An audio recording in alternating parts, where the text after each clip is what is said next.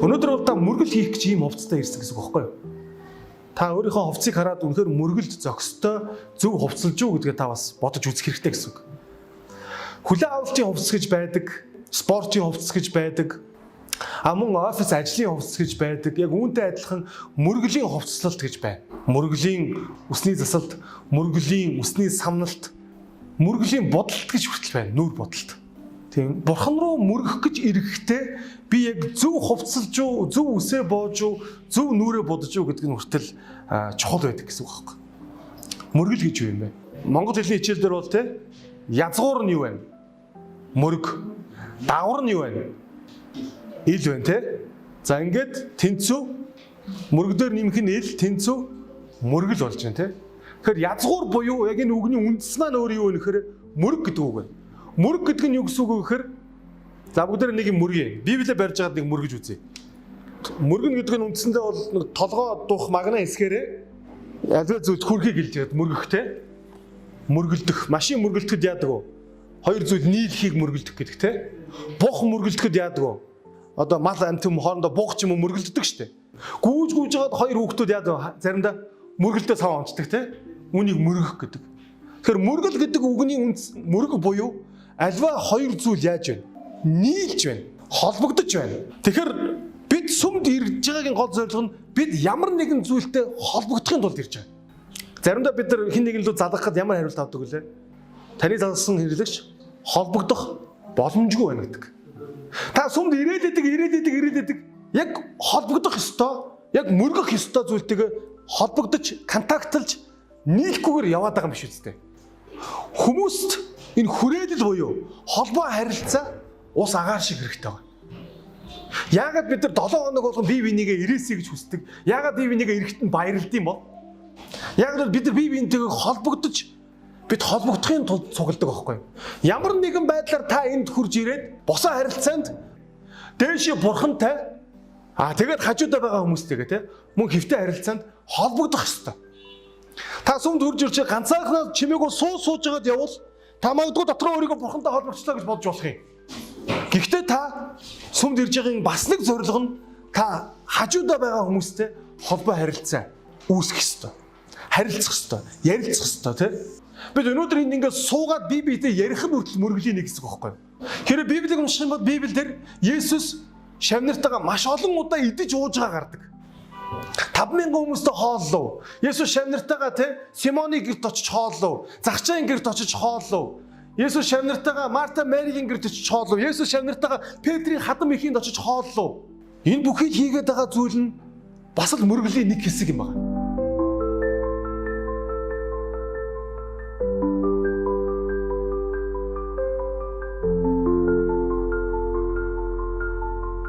Та Библийг нээгээд эргүүлээд олохгүйсэн чамаагүй эргүүлж байгаа чинь мөргөлийн нэг хэсэг. Та амен гэж хэлж байгаа чинь мөргөлийн нэг хэсэг. Энэ бүхий зүйл өөрөө юу байх нь вэ? Мөргөл. За тэгвэл бүгдээ хамтдаа Библиэс нэг хэд хэдэн ишлэлүүдийг хараад тэр тусмаа бүгдээ шинэ гэрээн дээрээс мөргөл гэдэг үг гарсан хэсгүүдийг бүгдээ харъя заяа. За Матай 2:2. Саяхан мэдсэн юудэчүүдийн хаан байна вэ? Бид зүүнтэй түүний одыг хараад түүнд мөргөхөөр ирлээ гэж хэлж. Есүсийг дөнгөж төрөхөд л яасан бэ? 3 мэрэгэн хурж ирээд түүн дээр бүр одыг дагаж явсаар ирээд тэжээлийн твшин тэтж байгаа малын сарвчанд байгаа Есүсийг хараад бид түүнд мөргөхөөр ирлээ гэсэн байна. Тэгэн гутаа шууд нэг мэрэгэн гитараа гаргаад дуулсан болов. Олон жилийн өмнө Бэтлехемд та нар юу гэж бодож байна? Мөрглөө эцгээе, дуулцгаая гэсэн болов. Мэдхгүй те? Бас нэг асуулттай гоц. Яг юу хийсэн бол тэд? Дараачих нь 2:11-ийг уншия. Тэгээд гэрт орж их Маригийн хамт байгаа хүүг хараад сүгдэн түүнд мөргөж Эрдэнсийн хайрцгаа нээгээд алд гүгэл мирийг бэлэг болгон барьваа гэж. За энд ямар ч хэлсэн нөгөө мөргөлийнх нь үйлдэл нь цаашаа яаж гарсан бэ гэхээр сүгдсэн гэж юм тийм үү? Сүгдсөг. За ямар ч нэг тодорхой болж байгаа зүйл нь тэд дотор байгаа хайр хүндлэлээ үйлдэл болгон илэрхийлж гаргаж мөргөхдөө хамгийн ихний үйлдэл нь юу вэ? Сүгдсэн байна тэд. Дээрээс нь яасан гэж байна? Түүнд бэлэг өгсөн. Өргөл өргөсөн байна.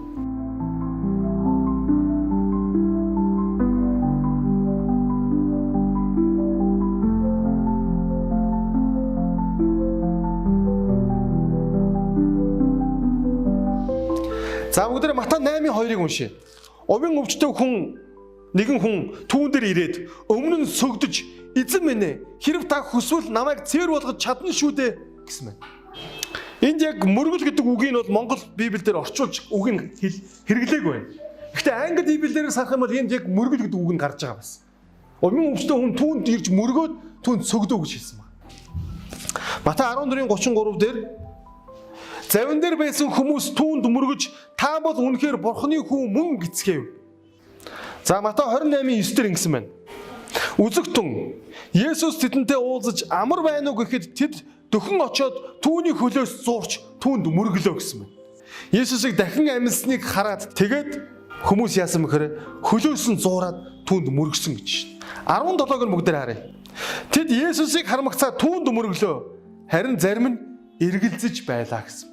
За ямар ч гэсэн бүгдээр Матай номын Есүсийг төрснөөс эхлээд Есүс дээш өргөгдөөд Тэнгэрийн улс руу явх хүртэл хүмүүс түнд мөргөж байсан талаарх ишлүүдийг харлаа.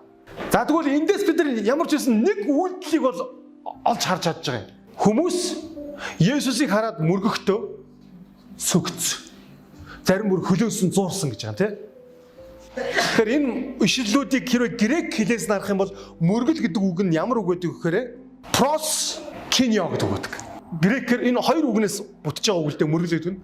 Прос гэдэг нь юу гэсэн үг вэ гэхээр ойртож ирэх, чиглэх, хандах, тэмүүлэх гэсэн үг. Киньо гэдэг үг нь ямар үг гэж? Киньо. Та нар таах гэдэг үстэй хин ч таахгүй. Үгүй. Нохой гэсэн үг. Нохой гэсэн. Проскиньо буюу нохой адил ойртож ирэх гэсэн үг байхгүй. Грекээр.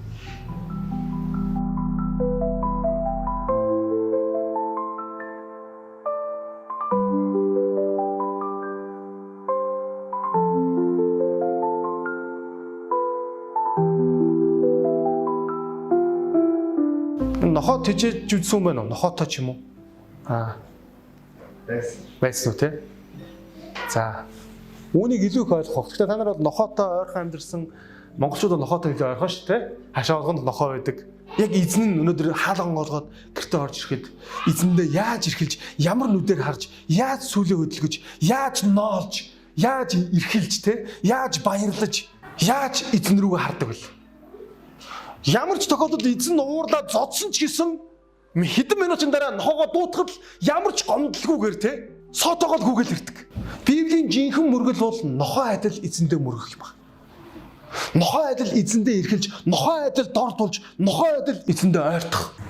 Нохоо бол эзнээ дуутахад та нохооныхаа нүд рүү харахад нохооныхаа нүдээс юу хардаг вэ те?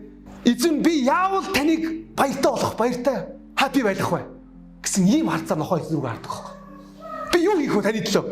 Би гүөх үү? Би хариах уу? Би хуцах уу? Би таныг яавал баяртай байлгах вэ? Муур эзнийхээ төлөө юу хийдэг вэ? Муур эзнийхээ төлөө юу ч хийдэггүй. Харин нохоо бол шалгонд. Нохоо үнэхээр эзэндээ үнэнч. Тэгэхээр яагаад грек хэлэн дээр энэ мөргөл гэдэг үгийг проскиньо буюу нохоо адил ойртож ирэх, тэмүүлэх, зүглэх гэж илэрхийлсэн юм бол бид эзэндээ яг л ингэж л зүглэх хэрэгтэй. Эзэн минь өнөөдөр би танаас ямар үгийг сонсох вэ? Эзэн минь өнөөдөр би танд ямар магтаалыг өргөх вэ? Ямар өргөлийг өргөх вэ? Ямар өргөлийг өргөвөл тань таалагдах вэ эзэн минь? Ямар магтаалыг би танд дуулвал тань таалагдах вэ эзэн минь? Нохоо адил эзэн рүүгээ бид нар ойртож төгөж ирэх хэрэгтэй.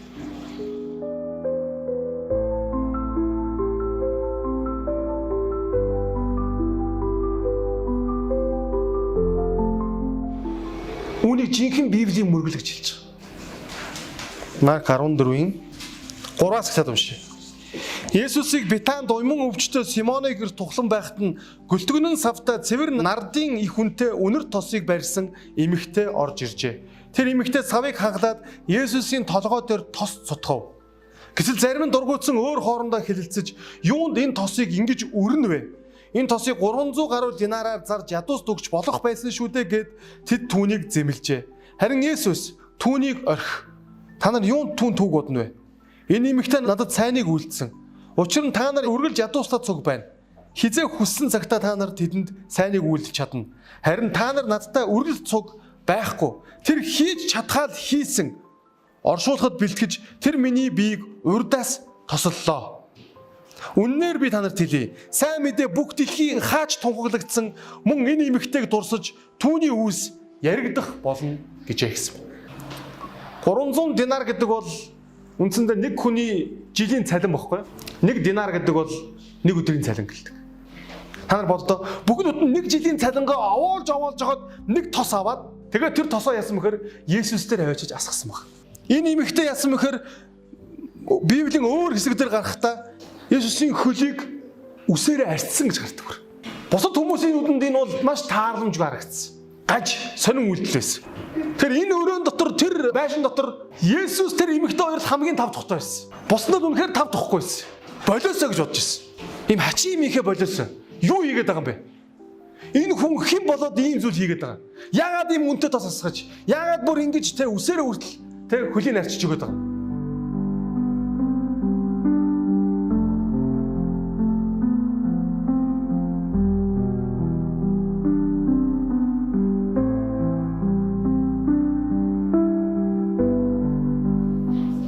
Гэтэл Есүс юу гэж хэлсэн бэ?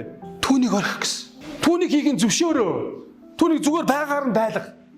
Түүнийг тайван байлга. Битгий шүүмжилсэн харцаар хар. Битгий өөрсөддөө адилхан байлгах гэдэг. Заримдаа та сүмд тийм зүйл мэдэрдэг үү?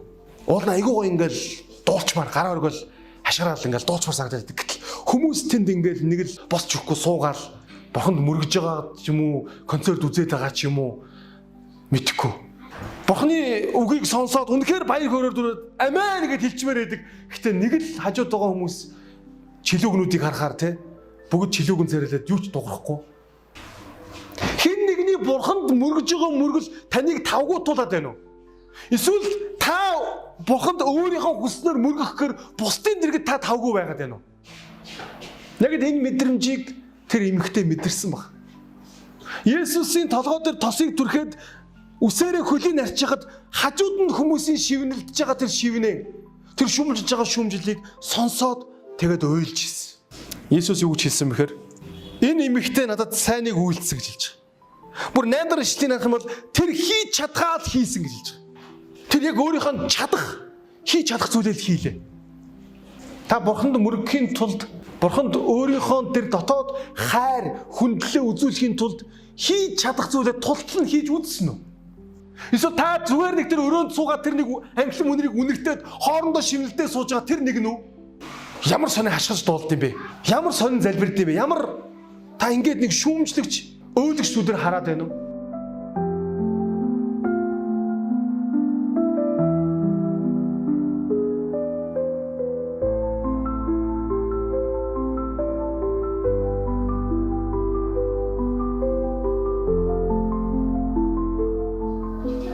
Ром номын 12-ийн 1-дэр хэлснээр ийм дахтуунараа өөрсдийн бие бурханд тааламжит амьд ариун дахид болгон өргөхийг бурхны өршөөлөөр та нараас хичээнгүйлэн гуй.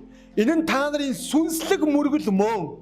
Библиэр хэлэхдээ юу хэлсэн мэхээр жинхэнэ мөргөл бол бидний амьдралын хэм маяг юм а гэж хэлж байгаа. Мөргөл бидний амьдралын хэм маяг байх ёстой. Та өглөө нүдэ нээгээд ямар зүйл мөргөх вэ гэдгийг шийддэг. Тийм ч бас Библиэр юу ч хийсэн идэж уухтаа хүртэл яа гэсэн бэ? Бурхны алдаршуул гэж хэлсэн байдаг, тийм ээ? Өнөөдөр таны амьдралын хийж байгаа алхам бүр, өдөр тутам хийж байгаа сонголт бүр мөргөл. Гэхдээ энэ мөргөл чинь Бурхан дотор амьд, ариун дахид байх уугүй юу гэдгийг. Энэ мөргөл чинь нохоо адил эзэндээ таалагдах тэр сонголтыг хийж амьдрч байна уу гэдэг чинь хов хүн нэг бүрээр шалтгаалж байгаа. Өнөөдөр маш олон Христ итгэгчид Бурханд мөргөнө гэхээр дуулна гэж ойлгоод байдаг. Үгүй юм.